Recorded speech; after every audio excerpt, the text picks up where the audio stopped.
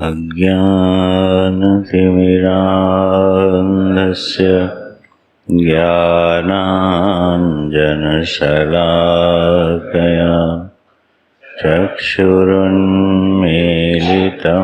येन तस्मै श्रीगुरवे नमः। शङ्करं शङ्कराचार्यं केशवं बादरायणं सूत्रभाष्यकृतौ वन्दे भगवन्तौ पुनः पुनः। श्रुतिस्मृतिपुराणानाम् आलयं करुणालयं नमामि भगवत्पाद शङ्करं लोकशङ्करम्। ओम श्री सद्गुरु चरण कमलेभ्यो नमः। ओम श्री शंकराय नमः। वासुदेवेन्द्र योगीन्द्रं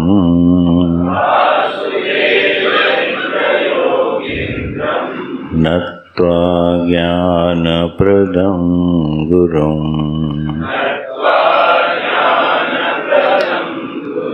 मुमुक्षूणां हितार्थाय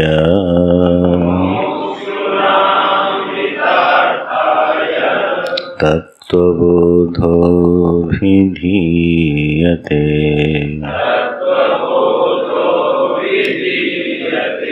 तत्त्वबोधोऽभिधीयते।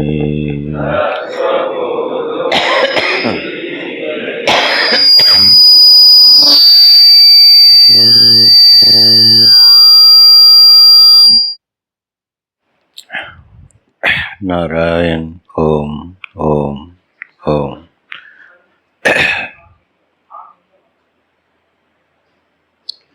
हरि ओम हरि ओम। ठीक है बेटा। हरि ओम। चलो। अथ उत्तरार्धम 26वां परिच्छेद है, इसको पाठ कर लेते हैं। अथ चतुर्विंशति तत्त्वोत्पत्ति प्रकारं वक्ष्यामः।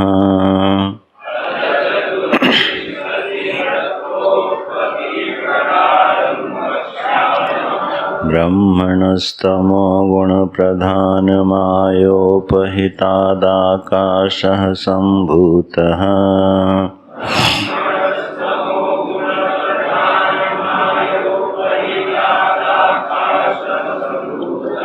आकाशाद्वायुः वायोस्तेजसः वायोस्तेजः तेजस आपो अद्भ्यः पृथिवी तेषां पञ्चतत्त्वानां मध्ये आकाशस्य सात्विकांशात् श्रोत्रेन्द्रियं सम्भूतम्।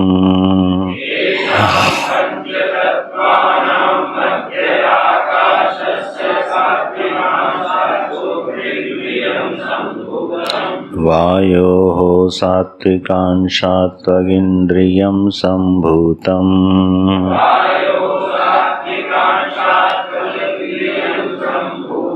अग्नेः सात्विकांशात् चक्षुरिन्द्रियं सम्भूतम्।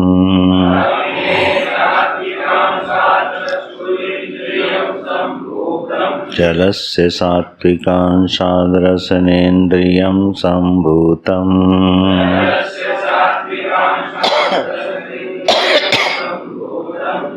पृथिव्याः सात्विकांशात् घ्राणेन्द्रियं सम्भूतम्।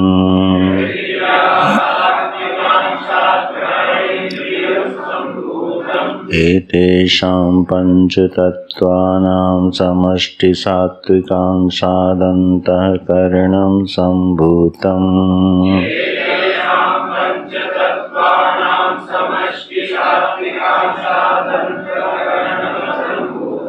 तच्च वृत्तिभेदात् मनोबुद्ध्यहङ्कारचित्तानीति चतुर्धा।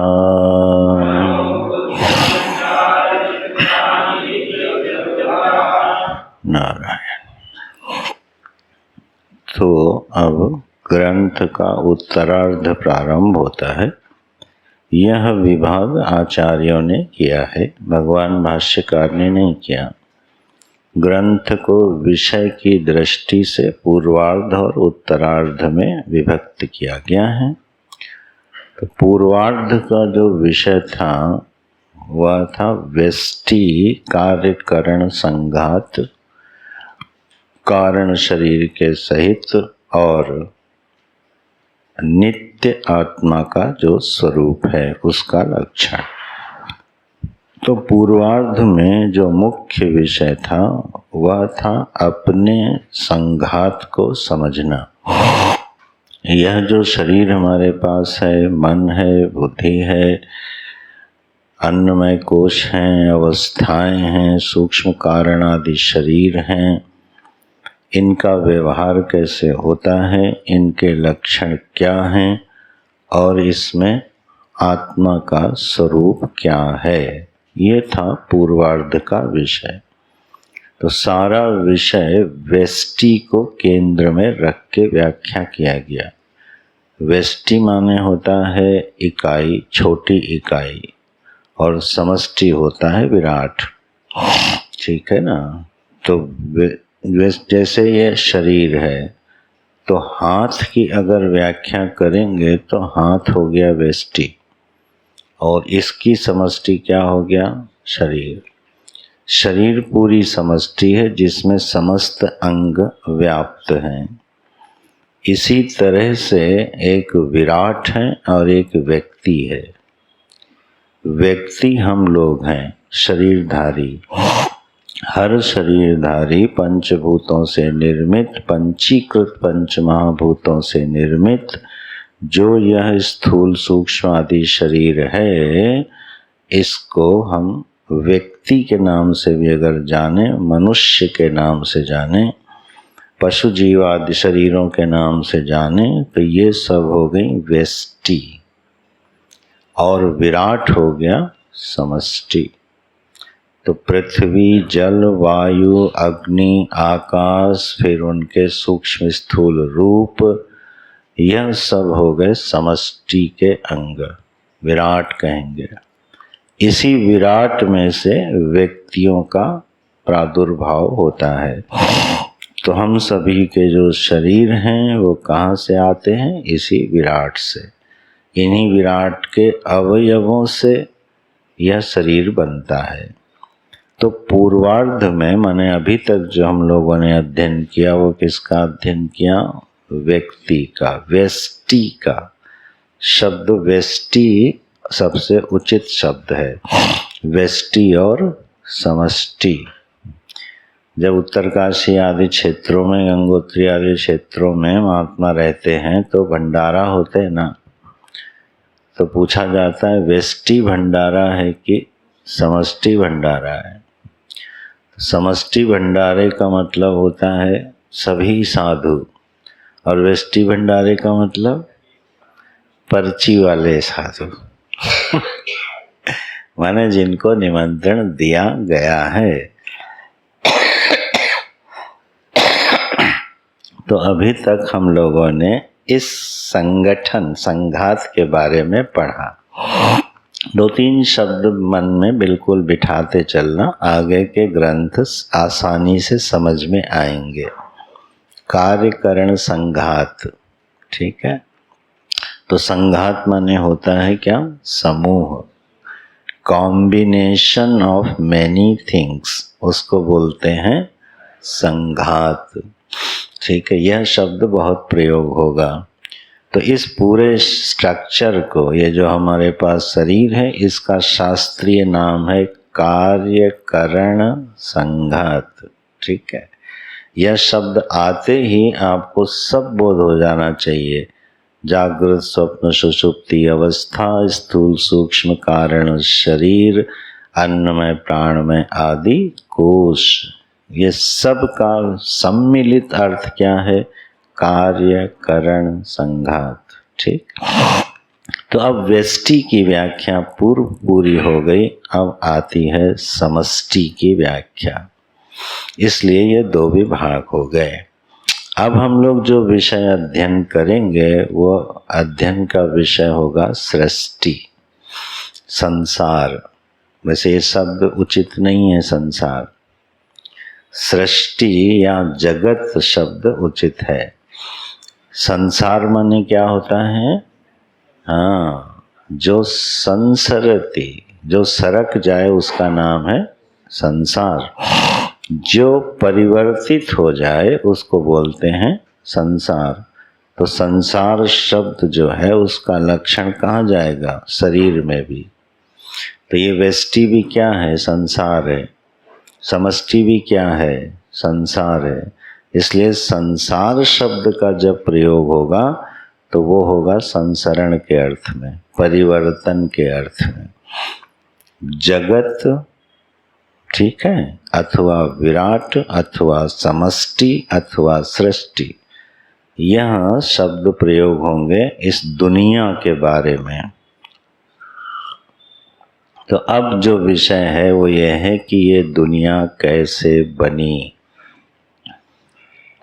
तो यहाँ विषय भाष्यकार भगवान बताएंगे कि यह दुनिया माने यह एक शब्द पकड़ लो, ये जगत कैसे बना। ठीक है, ये अब इसमें एक चीज और ध्यान दे दो प्रवेश करने से पहले। यहाँ बता रहे हैं जगत कैसे बना, लेकिन जगत क्यों बना इसका मीमांसा यहाँ पर नहीं है। ठीक है, तो उसको समझ लो। जगत कैसे बना है वो ये बताने वाले हैं, लेकिन जगत क्यों बना है, यह दुनिया बनी क्यों है, कोई उत्तर आ रहा है?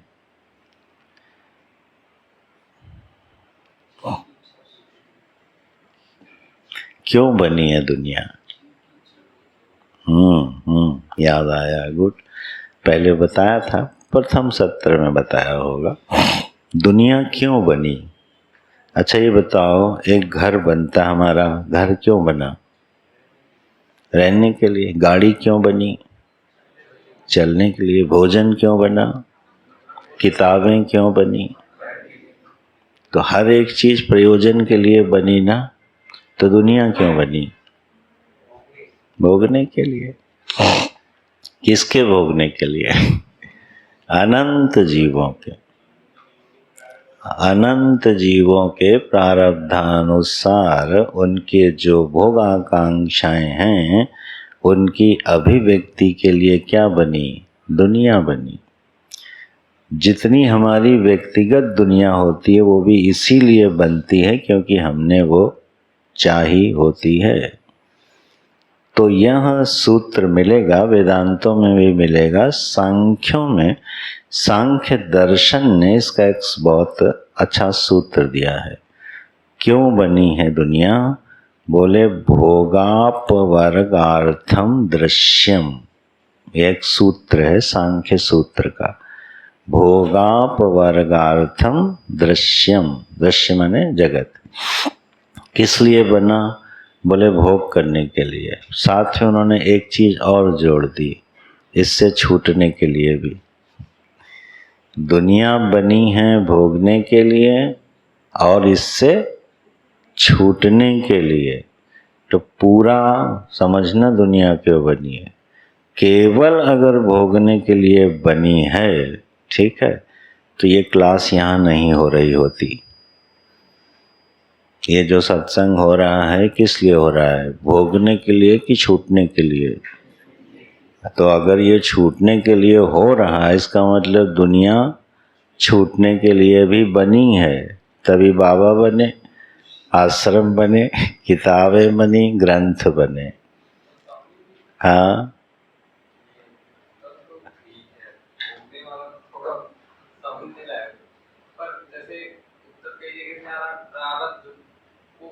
भोगने के।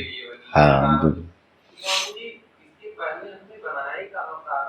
हाँ, अब ये विषय बेटा हम लोग प्रश्नोत्तर काल में लेंगे, नहीं पूरी विषय धारा बदल जाएगी ग्रंथ की।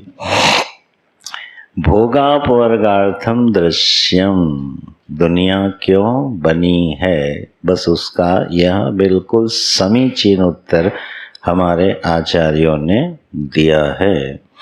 भोगने के लिए भी बनी है और छूटने के लिए भी बनी।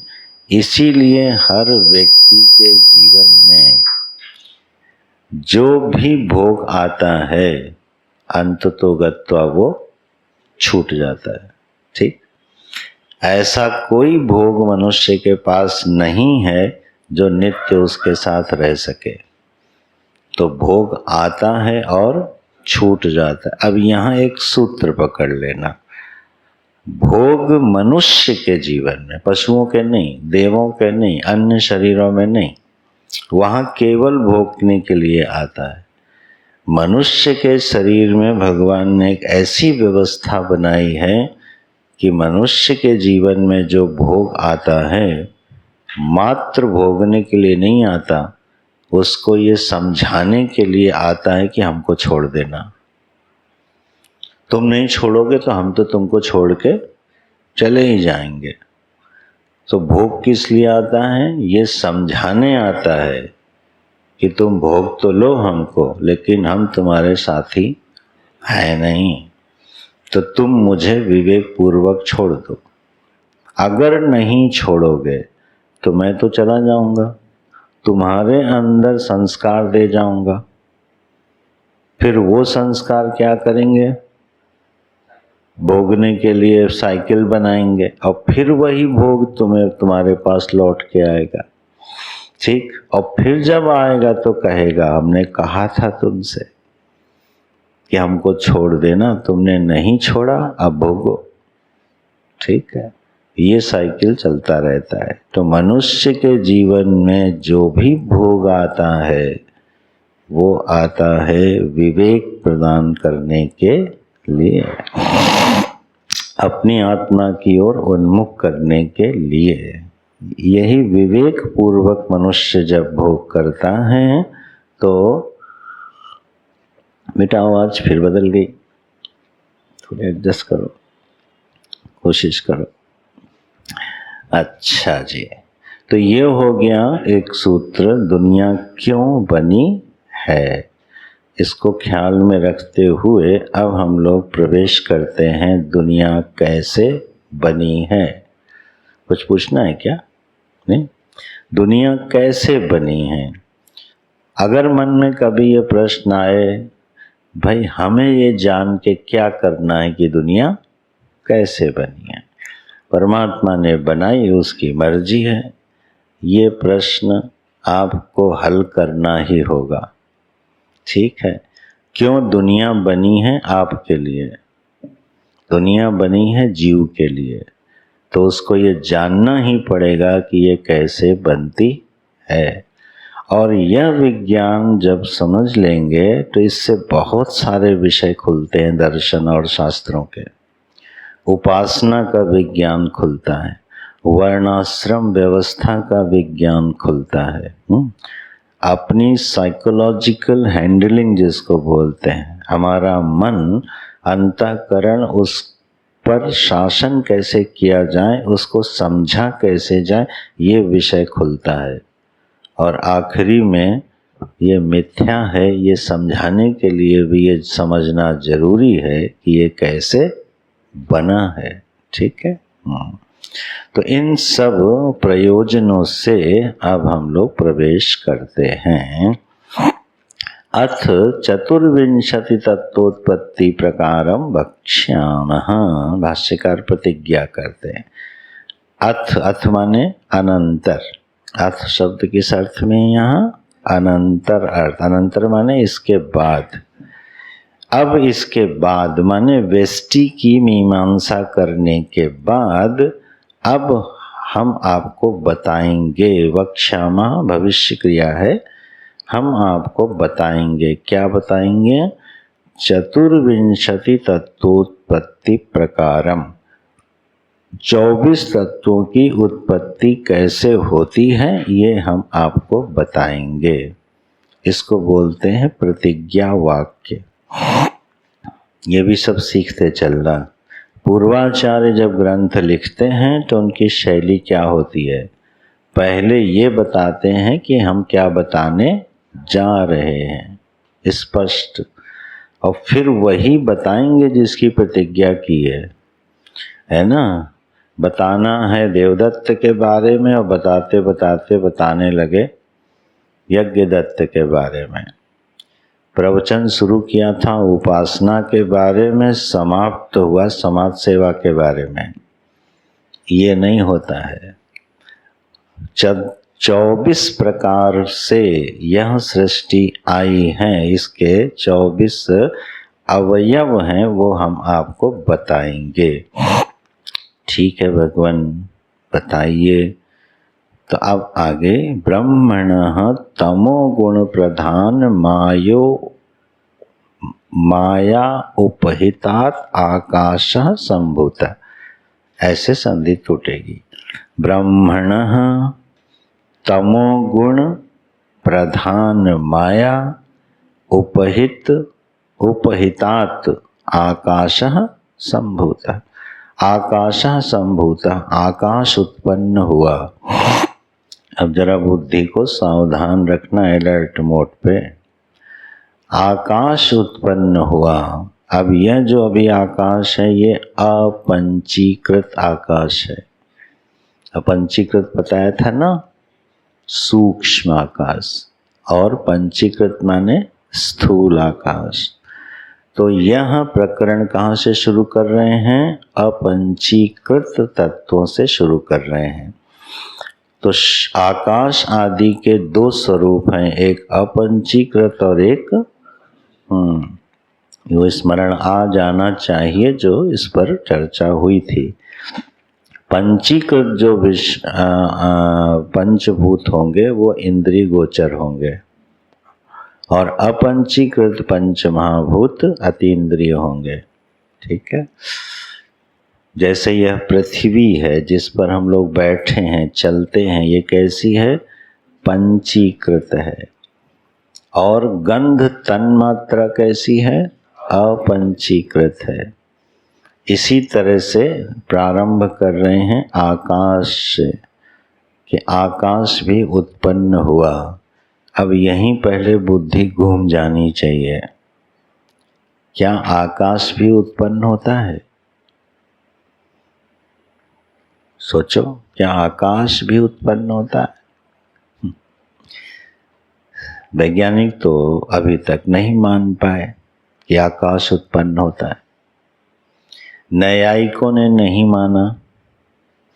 ठीक, न्यायिक वैशेषिक जो बड़े प्रबल तार्किक दर्शन हैं, उनकी बुद्धि भी ये नहीं मान पाई कि आकाश भी उत्पन्न होता है। और अगर यह वचन वेदों में नहीं आया होता, भगवती श्रुति ने नहीं बोला होता, उपनिषद में नहीं आया होता, तो हम भी मान नहीं पाते। हम भी इस विषय पर सोच नहीं पाते कि आकाश भी उत्पन्न हो सकता है। जरा कल्पना करके देखो कि आकाश नहीं है, ये कल्पना कहाँ होगी? आकाश में बैठ के, आकाश में बैठ के ही कल्पना होगी। क्या आकाश नहीं है? कैसे सोचोगे? अब बुद्धि के बस के बाहर हो जाएगी। इसलिए मान नहीं पाए, साइंटिस्ट तो मान ही नहीं पाते, न्याय और वैशेषिक नहीं मान पाए। ये तो श्रुति ने एक इंट्रिकेटेड पॉइंटेड दिशा दी इसको सोचने की कि आकाश भी उत्पन्न होता है। तो अब बुद्धि से कैसे सोच पाओगे कि आकाश उत्पन्न होता है? क्योंकि बुद्धि को सोचने के लिए भी क्या चाहिए? चित्ताकाश चाहिए। आकाश एक भूताकाश है। भूताकाश जिस आकाश में हम लोग बैठे हैं, जो अवकाश प्रदान करता है उसको आकाश कहते हैं। ये स्थूल आकाश का लक्षण है। अच्छा, बुद्धि जब चिंतन करती है, जो विचार उठते हैं वो भी किसी स्पेस में होते हैं कि नहीं? स्वप्न हम देखते हैं, वहाँ भी कोई आकाश होता है कि नहीं? और वह आकाश इस आकाश से भिन्न होता है कि नहीं?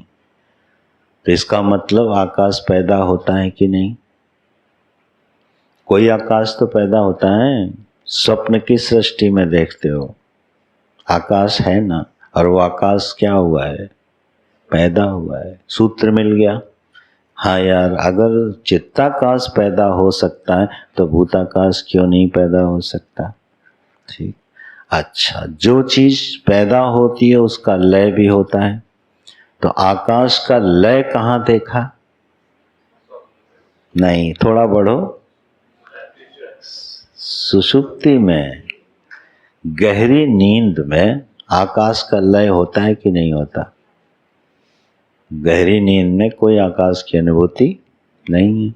स्वप्न में आकाश की उत्पत्ति का प्रमाण मिलता है, गहरी नींद में आकाश के लय होने का प्रमाण मिलता है। ये युक्तियां हैं जो आचार्यों ने खोजी हैं।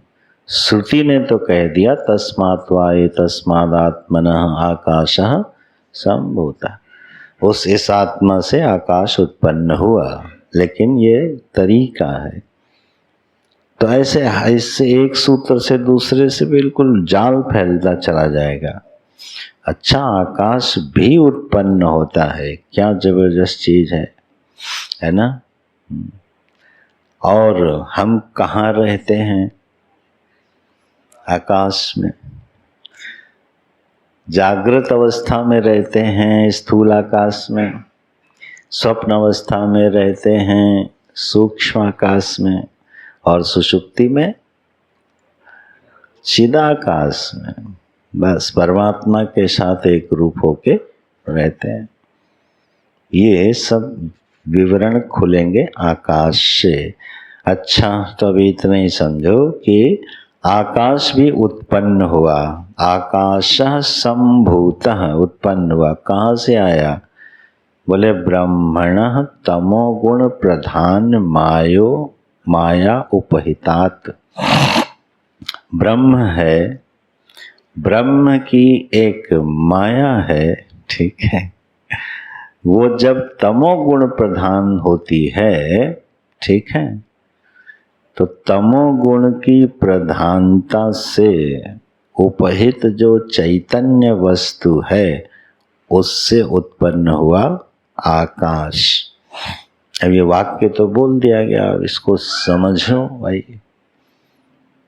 ये झंझट इसलिए समझने की आती है क्योंकि ये सब शब्द गुरुकुलों में बड़े संबंधित हो जाते थे। बच्चा इनको शुरू से ही जानता था, मायोपहित क्या है, ब्रह्म क्या है। हम लोगों को बुढ़ापे में बुद्धि लड़ानी पड़ती है क्योंकि शब्द नए हैं। कोई बात नहीं, कोशिश करते हैं। ब्रह्मणः तो स्पष्ट है, ब्रह्म माने चैतन्य वस्तु, ठीक है, जो कॉन्सियसनेस कह लो या चैतन्य वस्तु कह लो, जिसको हमने आत्मा के सत्य, चित्त और आनंद लक्षणों से जिसकी कल चर्चा हुई थी। यह जो ज्ञानात्मक वस्तु है, चैतन्य वस्तु है, इसको मन में बिठा लो एक जगह। फिर त्रिगुण है। त्रिगुण माने सत्व, रज और तम। अब इनकी लक्षण और उपस्थिति थोड़ी समझ लो। एक ज्ञान वस्तु है, चैतन्य वस्तु है, आत्म वस्तु है, ये स्पष्ट है। अब ये त्रिगुण हैं, तो जो सत्व गुण, रजोगुण और तमोगुण हैं, ये कैसे समझे जाएं या माने जाएं कि हैं? बोले कार्यानुमेय होते हैं। जिस वस्तु का कार्य दिखाई दे रहा हो और कारण प्रत्यक्ष न हो, उसकी सिद्धि कैसे होती है? कार्य से उसकी सिद्धि होती है।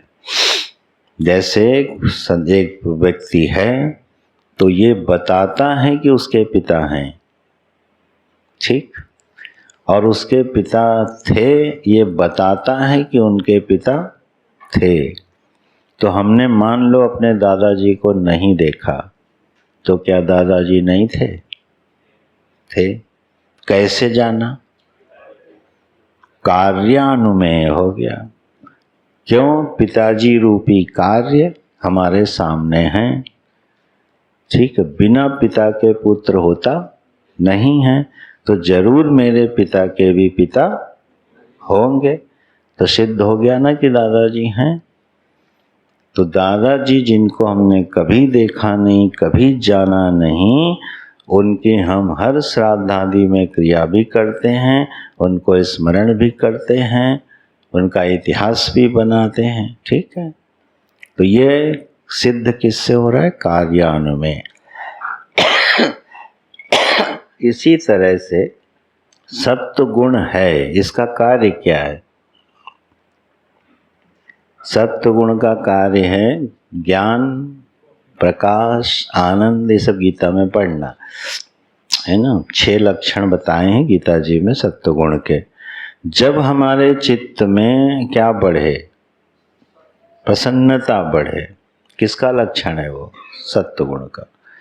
जब हमारी बुद्धि कुशाग्र हो जाए, किसी वस्तु को, विषय को ठीक ठीक समझ रही हो, तो समझना क्या बढ़ा है? सत्व गुण। और जब नहीं समझ पा रही है तो क्या बढ़ा है?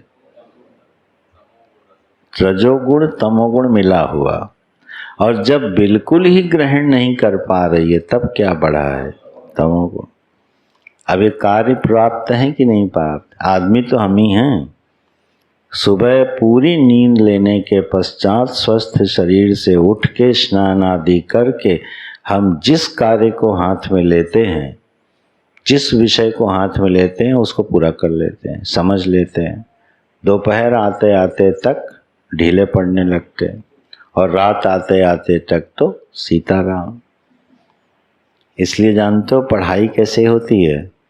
प्रातः काल उपनिषद पढ़ाया जाता है, भोजन के पहले दर्शन पढ़ाए जाते हैं, शाम को रामायण पढ़ाई जाती है, और रात को पुराण की कथा सुनते हुए सोया जाता है।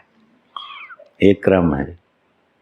अब रात को आप लेके बैठ के बढ़िया खाना वाना खा के उपनिषद, तो एक भी शब्द जाने वाला नहीं है। इसका ये मतलब नहीं है कि हमारे साथ कोई प्रॉब्लम हो गई, नहीं। आप जब सुबह उठोगे वही समझ लोगे। इसका मतलब क्या है? सत्व गुण का कार्य भी उपलब्ध है, रजोगुण का भी, और तो कार्य पृथक पृथक उपलब्ध हैं, इसलिए उनका कारण भी होना चाहिए। तो वो कारण गिनाए गए सत्व गुण, रजोगुण और तम। इसी का नाम माया होता है। माया को वेदांत में कोई रहस्यमयी देवी मत बनाना, ठीक, पुराणों के लिए ठीक है। वेदांत की मीमांसा में माया कोई भी मूर्तिमती रहस्यमयी देवी नहीं है जिनके मंदिर बना के पूजा करो, ठीक है, बिल्कुल नहीं। कोई रहस्य नहीं है माया। माया माने त्रिगुण। त्रिगुण को ही क्या बोलते हैं? माया। गीता जी में जहाँ जहाँ भगवान बोलेंगे उसका अर्थ होगा त्रिगुण। योग माया समाव्रतः, ठीक। अब देखना, पुराण में जहाँ योग माया आएगी वहाँ मूर्तिमान हो जाएगी। भगवान ने अपनी योग माया को आदेश दिया, तुम जाओ, है ना, ब्रज में, और गर्भ का संकर्षण कराओ, बलराम जी को उधर ले जाओ, उसके बाद कन्या के रूप में आओ, फिर कंस को डराओ। ये कौन सी है? पुराण की माया है। वो मूर्तिमान माया है जो भगवान कृष्ण अवतार काल में बोलते हैं, प्रकट कर देते हैं। वेदांत में ये सब नहीं चलाना। त्रिगुण माने माया, माया माने त्रिगुण, बस पर्यायवाची हैं ये। सत्वगुण, रजोगुण और तमोगुण, इन्हीं तीनों ने पूरी सृष्टि को नचा के रखा है। इसीलिए सृष्टि मायाधीन है कि नहीं है? दिन भर हमको कौन नचा के रखता है? त्रिगुण। सत्वगुण बढ़ गया प्रसन्न हो गए, रजोगुण बढ़ गया चिड़चिड़ाने लगे, तमोगुण बढ़ गया सो गए। किसके अधीन है जीवन? त्रिगुण के। तो केवल व्यक्ति का ही नहीं, पूरी जगत किसके अधीन है? त्रिगुण के। वही मायाधीन जगत है। ठीक है, ये इन तीनों गुणों ने ही और इन्हीं गुणों के मिश्रण ने ही ये अनंत संसार रूपी सृष्टि को, जगत को फैला के रखा हुआ है और अपने अधीन करके रखा है। अच्छा, अभी हम छोटा छोटा केवल परिचय दे रहे हैं जिससे पंक्ति समझ में आ जाए। ब्रह्मणः, ब्रह्म हो गया ज्ञान वस्तु, ठीक है। फिर हो गया त्रिगुण। त्रिगुण में भी तमोगुण की प्रधानता ले लो। तमोगुण की प्रधानता से जब यह ब्रह्म उसको स्वीकार करता है, उस तमोगुण को, तब उस उपहित चैतन्य से क्या पैदा होता है? अपंचीकृत आकाश। इतनी पंक्ति लगी कि नहीं लगी?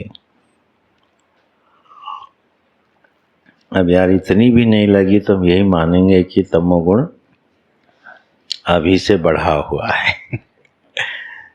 अब तो इतना तो स्पष्ट है, बहुत क्लिष्ट तो नहीं है, क्लिष्ट बनाया नहीं गया है, ठीक है। नहीं तो इनकी मीमांसाएं इनके शब्दों में बहुत कठिन हो जाती हैं। इतना भी धारण हो सकता है, हो गया होगा, ये बार बार आएगा, आगे भूलना नहीं। ब्रह्म माने ज्ञान वस्तु, माया माने त्रिगुण। बस ब्रह्म जब माया से संबंधित हो जाता है तो उसको बोलते हैं उपहित। और जिसका संबंध स्वीकार करता है उसको बोलते हैं उपाधि। अभी दो चार शब्द लिख ही लो और रट लेना, तब आगे का ग्रंथ आसानी से हम समझा पाएंगे। एक है उपहित और एक है उपाधि। जैसे देवदत्त जा रहा है और देवदत्त ने टोपी लगाई हुई है, तो हमने क्या कहा? वो जो टोपी वाला है वो कौन है? देवदत्त। घनश्याम जी देवदत्त के नाम पे मुस्कुरा देते हैं। हाँ, प्रकृति, हाँ बिल्कुल, उसी को प्रकृति भी कहते हैं, माया भी कहते हैं, त्रिगुण भी कहते हैं, सब पर्यायवाची शब्द है। ठीक, अच्छा जी। तो यह देवदत्त ने टोपी पहनी हुई है, तो वो जो टोपी वाला जा रहा है वो कौन है? देवदत्त। तो टोपी क्या हो गई? उपाधि हो गई। और टोपी वाला क्या हो गया? देवदत्त उपहित हो गया। स्पष्टम? उपहित उसको कहेंगे जिसने उपाधि धारण की हुई है। जैसे इस समय मैं कौन हूं? हम उपहित, तो हमारी उपाधि क्या है? अच्छा, मेरे ऊपर ही फेंक दिया। सही है। गुरु जी, आचार्य जी, ये क्या हो गई? हमारी उपाधि हो गई। तो मैंने कौन सी टोपी पहनी हुई है? आचार्य की टोपी पहनी हुई है। ठीक, तो हम क्या हो गए? आचार्य। किससे उपहित हो गए? आचार्य की उपाधि से उपहित चैतन्य की संज्ञा यहाँ पर एक है, उसका नाम है ध्रुव चैतन्य। ठीक, बढ़िया है। अब क्या होगा? मान लो हम किसी महापुरुष के पास गए, तो अब हम कौन सी टोपी पहनेंगे? जिज्ञासु की। अब हम जिज्ञासु की टोपी पहन लेंगे और जिज्ञासा से उपहित हो जाएंगे, तो मेरा नाम क्या पड़ेगा? जिज्ञासु। और जिसके सामने जिज्ञासु है उसको कौन सी टोपी पहनाएंगे? आचार्य की। आप हमारे आचार्य और हम जिज्ञासु। टोपियां बदल गई ना? तो उपाधियां बदलती रहती हैं, उपहित नहीं बदलता। देवदत्त चाहे पीली टोपी पहने, चाहे नीली टोपी पहने, चाहे लाल शर्ट पहने, देवदत्त वही रहेगा। उपहित कभी बदलता नहीं है, उसकी उपाधियां बदलती। उपाधियां बदलने से उसका नाम बदल जाता है, उसका कार्य बदल जाता है। ठीक, बस ये लाइन समझ लेना, पूरा ग्रंथ आसान हो जाएगा। आगे का जो पढ़ने जा रहे हैं हम लोग, यहाँ शब्द आया माया उपहित। माया से उपहित, तो माया क्या हो गई? उपाधि। उपहित कौन हो गया? ब्रह्म। पंक्ति लग गई। ब्रह्मणः तमोगुण प्रधान माया उपहित। चलो, तो माया हो गई उपाधि। अब इसमें भी कौन सी विशिष्ट उपाधि धारण की उसने? तमोगुण प्रधान माया को अपने साथ संबंधित किया। और जब वो ऐसा हो गया तो उससे क्या पैदा हो गया? अपंचीकृत आकाश पैदा हो गया। सूक्ष्म आकाश आ गया। ये सृष्टि बन रही है। और महादेवों, ये किसके लिए बन रही है? हम लोगों के लिए। ये सारी कहानी क्यों हो रही है? क्योंकि हम लोगों ने इसको चाहा है। विषय बदलेगा, 2 लाइन बोलता हूं। अगर हम लोग कुछ न चाहें तो फिर हमारे लिए कुछ बनेगा? फिर अगला जन्म होगा? तो यदा सर्वे प्रमुच्यन्ते कामा येस्य हृदि स्थिताः, है ना, अत्रैव ब्रह्म समश्नुते। ये वेद भगवान बोलते। अरे मनुष्यों, जिस क्षण तुम समस्त कामनाओं से शून्य हो जाओगे, विवेक से, ज्ञान से, समस्त कामनाओं से शून्य हो जाओगे, वेद कहता है तुम इसी शरीर में ब्रह्म को प्राप्त कर लोगे, ब्रह्मानुभूति को। ठीक, तो अब जब कामना ही नहीं बची कोई, तो हमारे लिए कोई शरीर बनेगा? बनेगा ही नहीं। तो अगर कहीं सारे जीव कामना शून्य हो जाए तो क्या होगा? जगत ही नहीं रहेगा। हाँ, इसीलिए भगवान जल्दी किसी को कामना शून्य होने नहीं देते। नहीं, उनका काम खत्म। फिर वो सृष्टि कैसे बनाएंगे? जब तुम चाहोगे ही नहीं तो सृष्टि कैसे बनेगी बताओ, है ना। तो यह आकाश क्यों पैदा हुआ? अरे बोले अनंत जीव हैं और उन्होंने बड़ी बड़ी इच्छाएं कर रखी हैं, है ना। हाँ,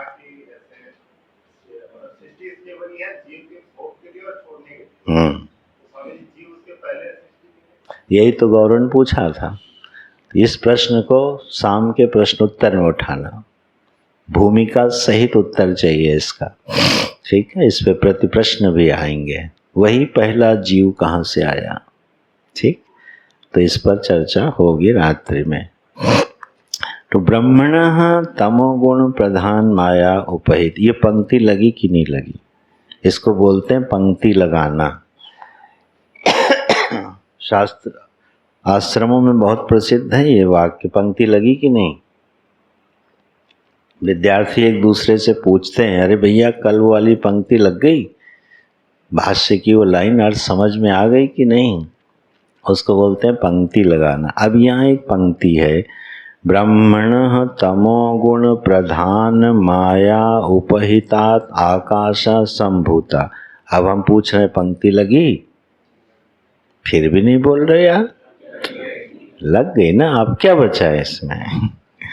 ज्ञान वस्तु हो गई ब्रह्म, त्रिगुण हो गई माया, उससे उपहित हो गया ब्रह्म। ठीक है, और किस उपहित, किस उपाधि को धारण किया? तमोगुण प्रधान माया को। बस उससे क्या बनेगा? अपंचीकृत आकाश। अब शुरू हो गया, बस पहले को समझ लो, बस क्रम से शुरू।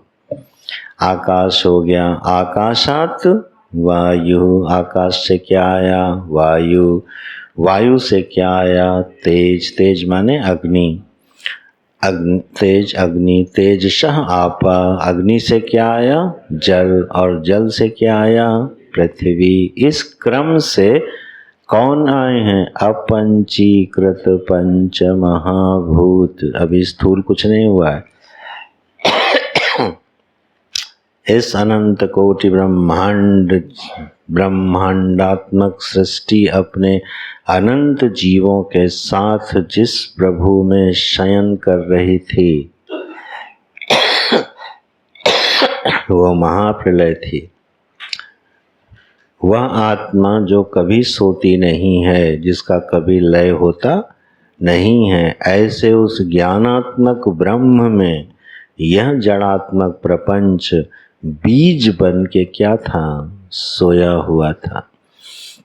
इन सब दृष्टांतों को समझने में आजकल तो विज्ञान दर्शन की बहुत मदद कर रहा है। जैसे जैसे विज्ञान बढ़ता है, दर्शन समझने में आसानी होती है। अब देखो, ज्ञान वस्तु है, उसमें कौन समाया हुआ है? अनंत कोटि ब्रह्मांडों वाली यह सृष्टि समा गई है। कुछ पल्ले पड़े हुए, कैसे समाई होगी? इसका अभी वैज्ञानिकों का एक दृष्टांत ले लो, ब्लैक होल। ब्लैक होल के बारे में सुना है ना? तो उसमें क्या होता है, जैसे ये पूरी पृथ्वी है, जब ब्लैक होल में समाएगी तो इसका आकार कितना बड़ा हो जाएगा? राई के दाने के बराबर। राई का दाना है ना, इतनी छोटी होके ब्लैक होल में समा जाएगी। माने उस ब्लैक होल में गैलेक्सी की गैलेक्सी क्या होती हैं? घुस जाती हैं। यही तो साइंस बता रहा है। ब्रह्मांड में एक ब्लैक होल है, उसमें पूरी गैलेक्सी घुस जाती हैं, और जब घुसती हैं तो क्या रूप धारण कर लेती हैं? बिल्कुल छोटी। माने पूरा ब्रह्मांड एक चम्मच के बराबर होके घुस गया। ऐसे अनंतों ब्रह्मांड उस गैलेक्सी में समा सकते हैं। वो गैलेक्सी जिसमें समा जाती है उसको ब्रह्म बोलते हैं। ठीक।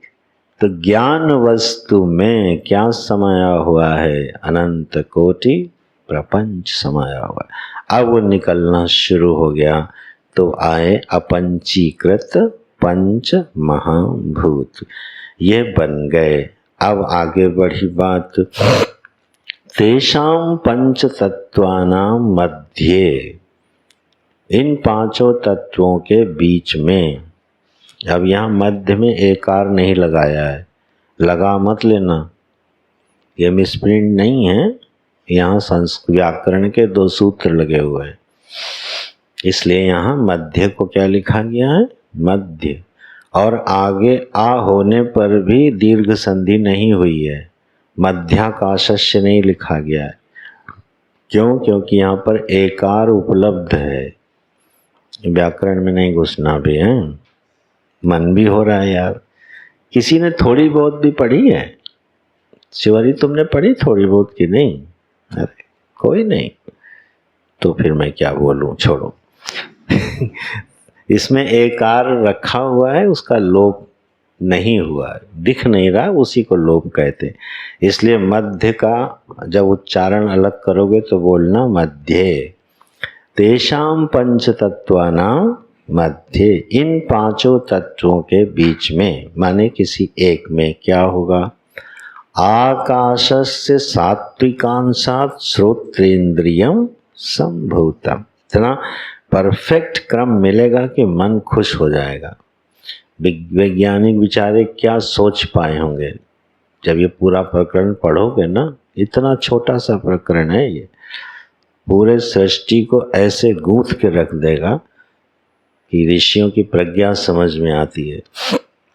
आकाश से श्रोतेंद्रिय बनी किसके? सात्विकांश से। तो वो जो अपंचीकृत आकाश है, सूक्ष्म आकाश, अब वो भी त्रिगुणात्मक होगा कि नहीं होगा? क्योंकि कारण के गुण अपने कार्य में आते हैं, इसलिए कारण त्रिगुणात्मक है तो कार्य भी कैसा होगा? त्रिगुणात्मक होगा। अब एक पहेली अच्छा सुलझाओ, शाम के लिए छोड़ता हूँ। हैं, जब कारण के गुण ही कार्य में हैं तो कार्य और कारण में अंतर क्या हुआ? जब कारण के ही सारे गुण किस में हैं? कार्य में। तो कार्य और कारण में डिफरेंस क्या है?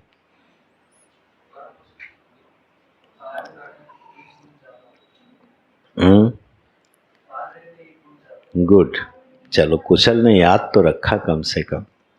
कार्य में एक गुण। अब प्रश्न आएगा, एक गुण ज्यादा हो गया तो आया कहां से?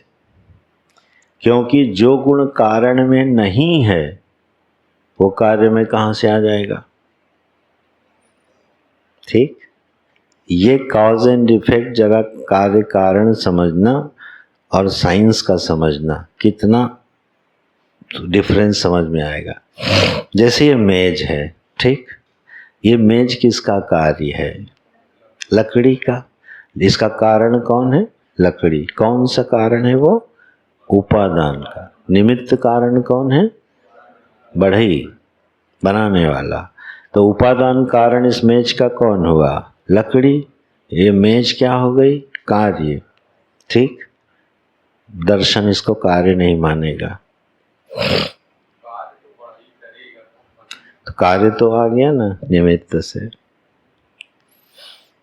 ये आश्रम बना है, इसका कारण क्या है? उपादान कारण।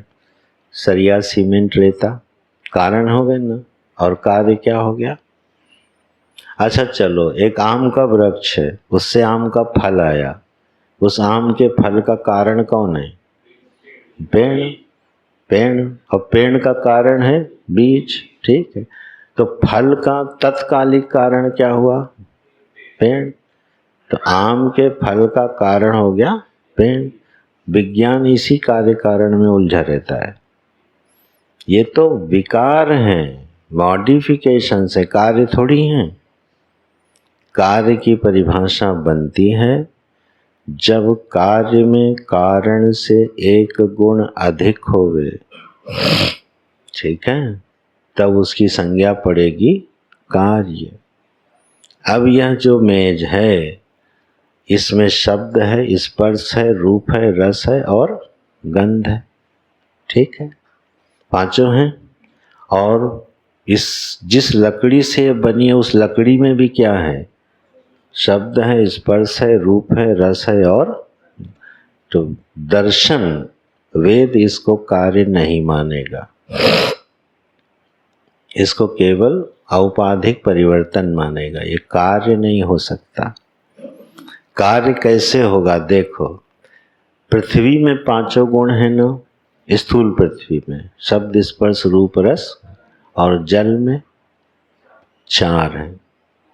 शब्द है, स्पर्श है, रूप है, गंध है, रस नहीं है, नहीं सॉरी, रस है, गंध नहीं।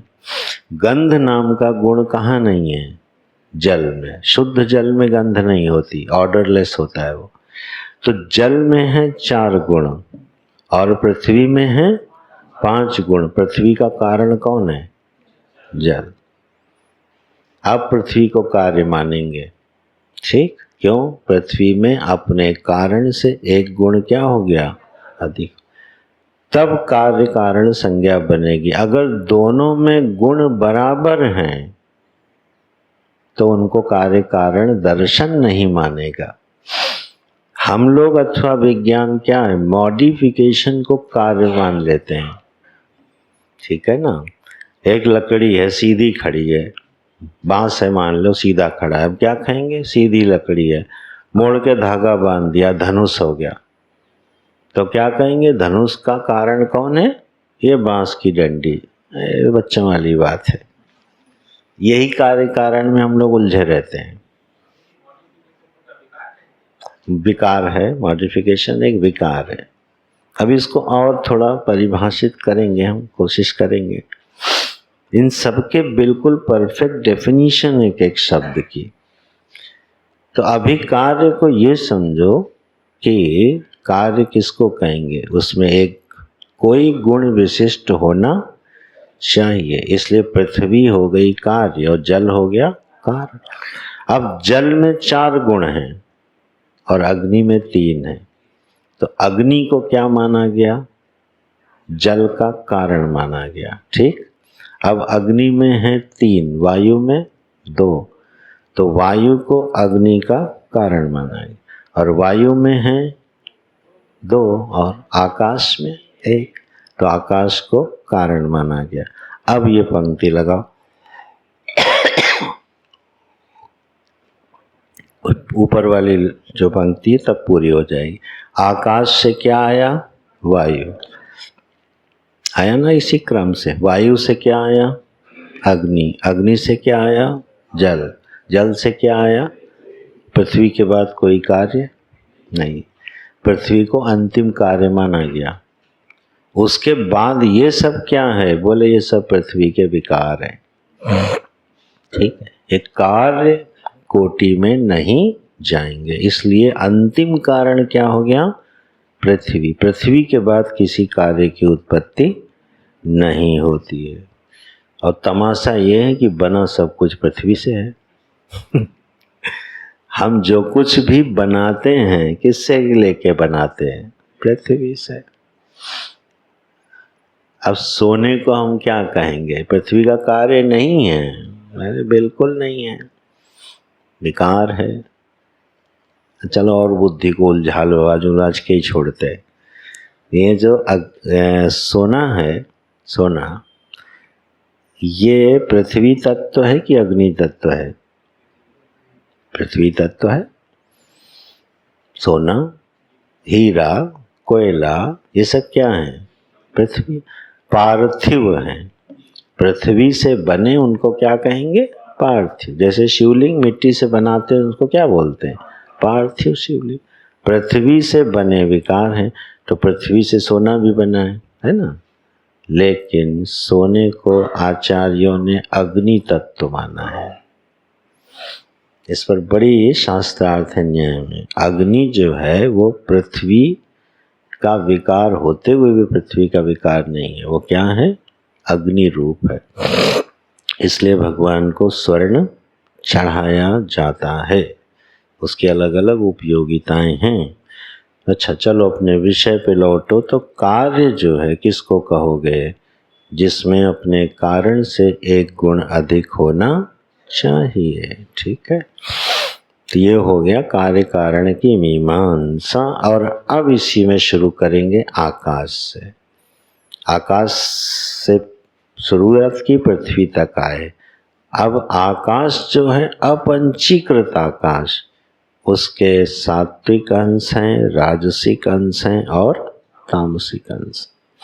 सात्विक अंश से ज्ञानेंद्रियां बनेंगी, राजसिक अंश से प्राण बनेंगे और तामसिक अंश से पंचीकरण होवेगा, स्थूल भाव की प्राप्ति होवेगी। ठीक, ये विषय आगे चलेगा। इन्हीं पांचों महाभूतों में जो अपंचीकृत आकाश है उसके सत्वांश से क्या बनेगी? सुनने की शक्ति प्रकट होगी जनाब। श्रोतेंद्रिय का क्या अर्थ बताया था? सुनने की शक्ति का नाम है श्रोत्रेंद्रिय, बोलने की शक्ति का नाम है वागेंद्रिय। तो ये जो जगत में सुनने की शक्ति प्रकट हुई, सृष्टि बन रही है ना, सुनने की शक्ति प्रकट हुई, कहाँ से आ गई? आकाश से आई। किस आकाश से? सात्विक अंश से। उससे सुनने की शक्ति आई। और फिर इसीलिए आकाश का गुण है क्या? शब्द। तो सुनने की शक्ति किससे जुड़ेगी? शब्द से जुड़ेगी। श्रोतेंद्रिय से किसका ज्ञान होता है? शब्द का। क्यों? क्योंकि शब्द किसका गुण है? आकाश का। और श्रोतेंद्रिय किससे आई है? आकाश से। इसलिए दोनों में क्या बन जाएगा? संबंध बन जाएगा। और उस संबंध को हम तक पहुंचाने के लिए बीच में है दिशाएं, तो दिख हो गए इसके देवता। ठीक है, ये विषय आया था ना पहले, अब विस्तार से आने वाला है। हमारी श्रोत इंद्रिय के देवता हैं दिक। ठीक है, सुनने की शक्ति प्रकट हुई है आकाश के सत्वांश से। और आकाश का जो अपना गुण है वो क्या है? शब्द। उसी को ग्रहण करती है कौन? श्रोत्र। इसलिए श्रोत्र इंद्रिय से आप छू नहीं सकते, रस ग्रहण नहीं कर सकते, कोई अन्य काम आप इस इंद्रिय से कर नहीं सकते। इसी को बोलते हैं प्रमाण। शब्द ज्ञान में प्रमाण कौन बनेगा? श्रोत्र इंद्रिय। ठीक है, इसलिए शब्द को आप छू नहीं सकते। शब्द जो है वो श्रोत्र इंद्रिय मात्र का विषय है, इसलिए शब्द ज्ञान में प्रमाण बनेगी श्रोत्र। बस ये सारे विषय ना जुड़ते चले जाएंगे एक दूसरे से, इसलिए इसको बहुत सावधानी से सुनना। बहुत सारे ग्रंथ आगे के इतने बुद्धिगम्य हो जाएंगे, समझने में आसान हो जाएंगे। फिर गीता जी और शास्त्र भी पढ़ोगे ना, उसमें जब ये शब्द आएंगे तो बड़े प्यार से अर्थ खोलेंगे। चलो नारायण, अब हम लोग श्वः पश्यामि।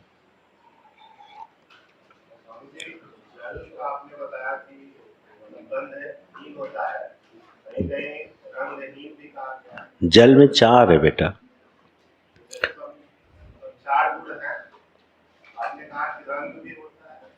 रंग माने रूप है। तर्क संग्रह, नीलेश प्रजाविदित को एक क्लास दे देना तर्क संग्रह की। आभास्वर, भारूप, ऐसे भारूप अभारूप नहीं, शुक्ल भाष्य 7 रंगों का, उसमें एक शुक्ल भाष्य रंग है, वो जल का रंग है। ठीक है, जल रंगहीन नहीं है। उसमें शब्द भी है, स्पर्श भी है, रूप भी है और रस भी है। ठीक है, भास्वर शुक्ल। हाँ, जल का रूप क्या है?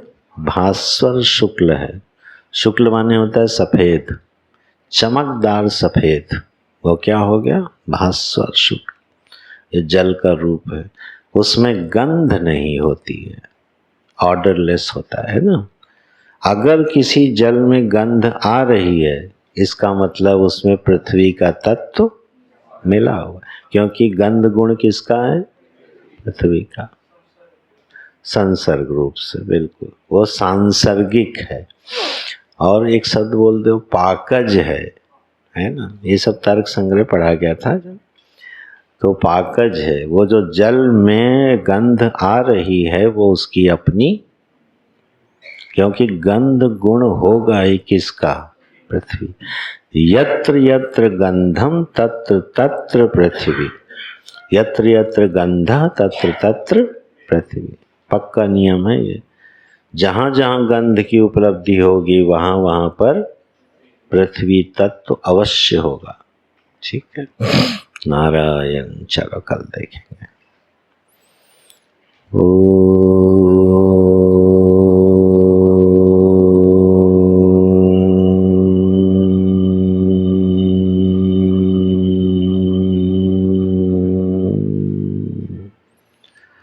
पूर्णमदः पूर्णमिदं पूर्णात् पूर्णमुदच्यते पूर्णस्य पूर्णमादाय पूर्णमेवावशिष्यते। ॐ शान्ति शान्ति शान्तिः। हरि ओम श्री गुरुभ्यो नमः। हरि ओम।